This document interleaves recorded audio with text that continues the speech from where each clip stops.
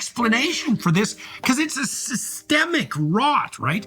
We talked about the universities. We already decided, for what that's worth between us, that they don't look salvageable. But you really extended that argument to the political parties themselves, with the possible exception of reform, which we can talk about in a moment. So, two things: how would have you characterized your political orientation prior to your departure from the universities, let's say, and then what do you think of, what's your explanation for the pervasiveness of this rot?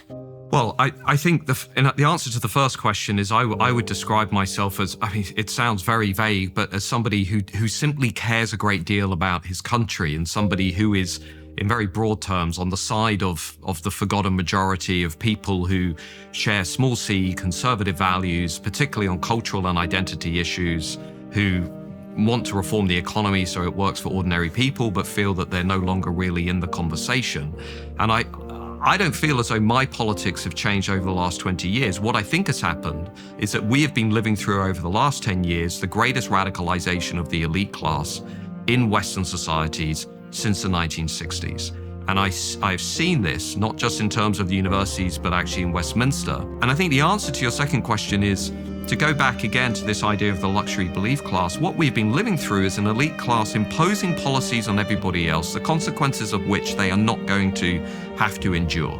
And I think you can see that in everything from mass migration, which across Europe, the evidence now is overwhelming. Serious academics, people like Professor Jan van der Beek, have shown this. The influx of low-skill, low-wage migration from the Middle East and Africa is a net fiscal cost to European economies, right? If you looked at it simply through the lens of a cost-benefit analysis, you would simply say this makes no sense. We've got to radically change the way we're dealing with migration.